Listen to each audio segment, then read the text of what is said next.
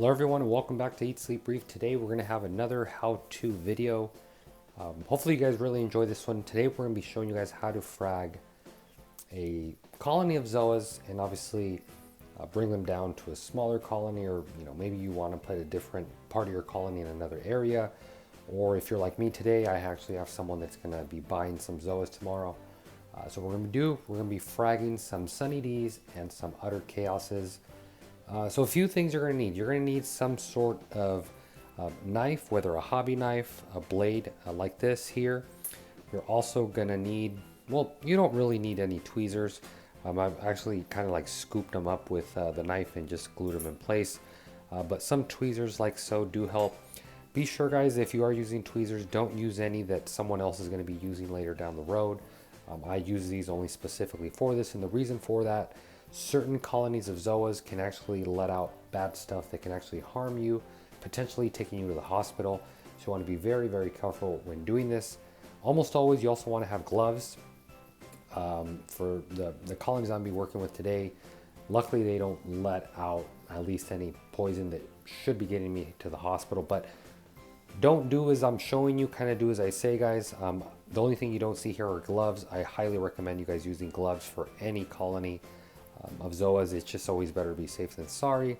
And then you're going to want to need some glasses. Also, you don't want any of the stuff going into your eyes. The thing is, when you're cutting the zoas, they're kind of full of water. So when you cut them, you don't want anything going into your eyes. If you do get it on your skin, be sure to go rinse it as soon as possible. You should be good if you're doing the zoas I'm doing in today's video. But just as a safety precaution, always just have your gloves, your glasses, and never use, if you are using tweezers, don't use them for something down the road. So the other obvious thing you're gonna need is one of two things, either a frag plug or a small scrap piece of rock. A good thing, I'm sure all of us, when we start our tanks, we always have leftover rock. What I actually do, I go take that outside, bang the crap out of it, and yet just use a little fragments to either use them as fillers for my scape, or in this case I use them to make kind of plugs. So I have the overall frag plug you can see here. Here, let me get it a little bit brighter for you guys. So we have the overall frag plug here on the bottom. And then the guy that, let's say the guy that is purchasing this says, you know what, I just want the rock. He can easily break it off here and just have the rock there, so he doesn't have to worry about the plug. These plugs, though, I find them really useful. You can always cut them right about here just with like some sharp pliers, and then they actually do really good to place them on rock, and it doesn't look too natural. So you're going to either need one or the other. You don't need the plug if you're doing it with scrap rock. In this case, I'm kind of leaving the person to have an option for down the road, which is why I'm kind of doing both of them, you guys can see here. And the reason they're sitting in water, I glued them before the video, so now the glue's already set. That's another thing you want to make sure. You want to make sure you glue, if you are doing it this method, you glue the rock onto the plug. All right, so I have here the Bsi Glue. There's really only two glues I trust, guys, and to be totally honest with you. It's either this, the Bsi, or the one from the 99-cent store. That's like the only two I absolutely trust. Both these do very well. Actually, I take that back. I trust the Bsi, the SALINITY, and then the one from the 99-cent store, the gel version of that. Other than that, I don't mess with anything else. I've tried a lot of them. Some take too long to set. But yeah, this one, the SALINITY, they tend to do very well. I believe, I think this one sets a little bit faster than the SALINITY one, and the one from the 99-cent store pretty much sets about the same as this, as the Bsi. So we have here our colony of zoas. I'm only going to be doing one on camera because, like I said, it's the same for every other type of colony out there. Here, let me give you guys a close look of what these bad boys look like. So they're nothing special. So here, let me quickly get the focus back to where we're going to be. All right, so the way I'll be doing it here, I'm going to be working my way on the side of it. So I need to get a total of 5. So we're probably going to do 1, 2, 3. I'm probably going to get these 3 right here. And anytime you are cutting these guys, you want to cut as close to the bottom of the base of the plug or the rock or whatever they're on, and just really keep the blade as close as you can. You're gonna notice as you cut into it, they're like gonna deflate. So you'll probably see that here shortly happening. These bad boys should be deflating anytime now. And what's happening when they deflate, I believe it's the water that they're pretty much letting out, the salt water. I can't imagine it being much else. I mean, I'm sure there's a few other things that are in there if you were to analyze it. But generally it is just the salt water. So you can see here we got this one. Here, let me get the camera. It's just really difficult to film all this. Let me get the focus right. So I don't know if you guys see, but I was literally picking right at the base and I got it lifted up like so. So all we got to do is again be very, very careful. Now that I got it fully lifted up, I'm just trying to release it without damaging any of the other ones. Okay, there we go. So we got a total of 3 there. So one thing you can do, you can leave them there or kind of just throw them in water. Again, this water, you want to make sure it is the salt water from the tank. So we got 3 there. We need 2 more. And typically a rule of thumb I do, guys, especially if you're selling these, always throw in 1 more for free. Just because you never know if you accidentally cut one. You know, you want to make sure they do pretty well down the road. So I'm trying to see where else. So the next ones we'll get those 3. So we're gonna go for all of these guys here.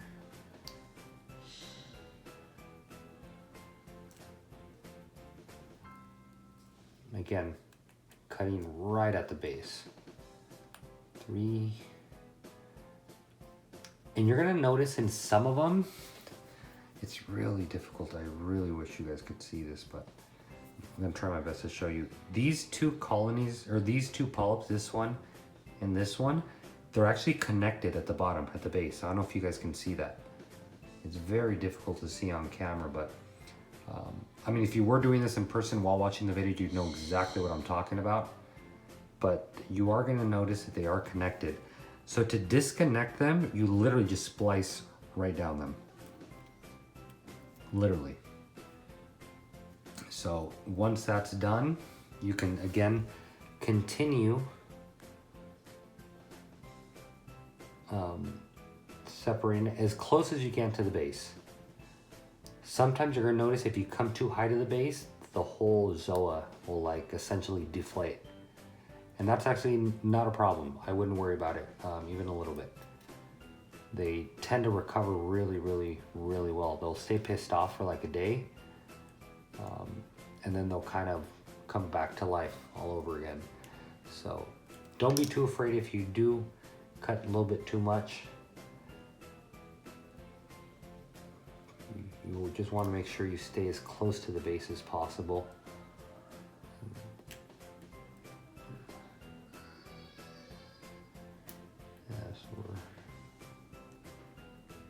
There we go. I think that's it. There we go. There's actually 2 of them on here. So we got 3, 4, 5. And then again, if you guys can notice,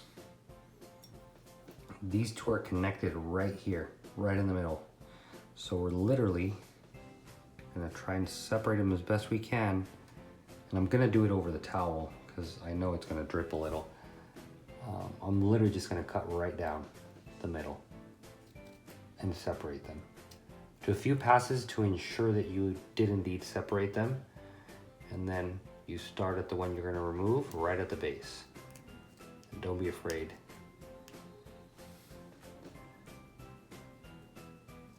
Sometimes you're gonna notice you may have to lift the knife a little bit higher for it to cut, but if you do it right, it falls off. Oh, we're so close.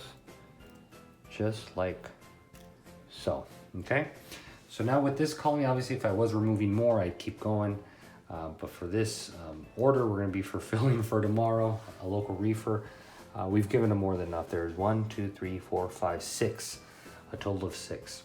So now what we're going to do is take them out with the tweezers and try to obviously not squeeze them too much. Okay, and you want to find what the bottom is. I recommend putting them on a little towel for a little bit, so the base of it can be as dry as you can get it.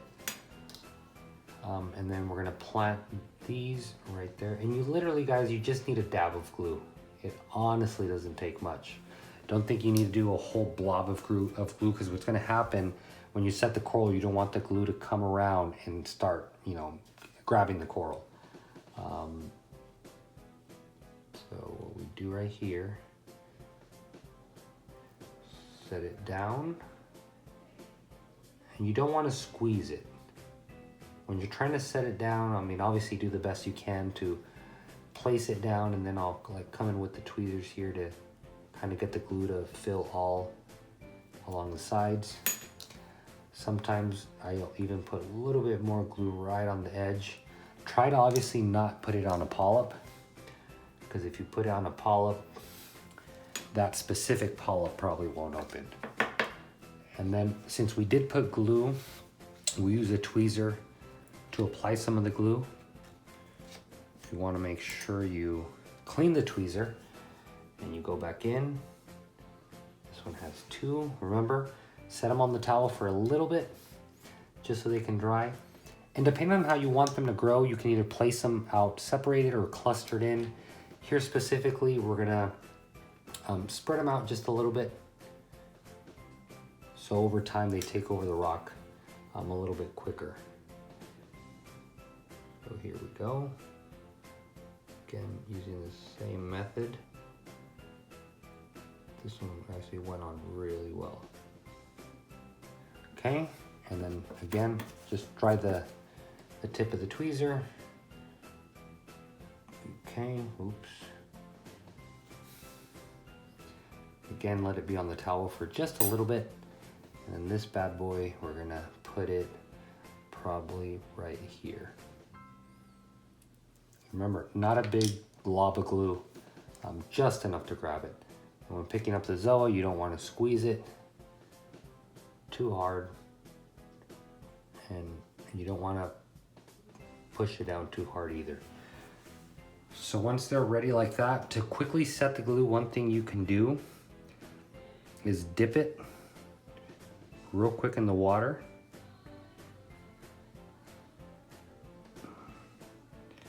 And you're done. You're done.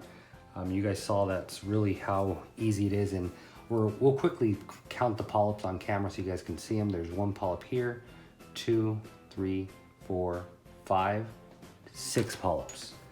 So that's a total of 6 polyps on this plug. You can dip it just one more time to ensure that the glue indeed is setting. So that's pretty much it, guys, on today's fragging video, how to frag your Zoas. A quick tip I'm going to recommend: when you're done fragging them, I recommend you guys throw them in your favorite dip, your coral dip, for a good minute to 2 minutes. You guys may be saying, why the heck am I going to dip it? There's no parasites, I've already dipped them. You're not really dipping them for the parasites. These dips we use, I use a specific Polyp Labs dip. It's very, very good, but the reason we use the dips is because they also have healing stuff inside. So if the whole coral is injured, they actually do heal them up and make sure the infection doesn't get affected. So a good rule of thumb, anytime you're done cutting something, is just put it in the dip and you're good to go. So that's gonna be it for today's video. Hope you guys really enjoyed it. If you guys have any questions, comments, or concerns, please leave them down in the comment box below. And as always, guys, thanks for watching. Happy reefing.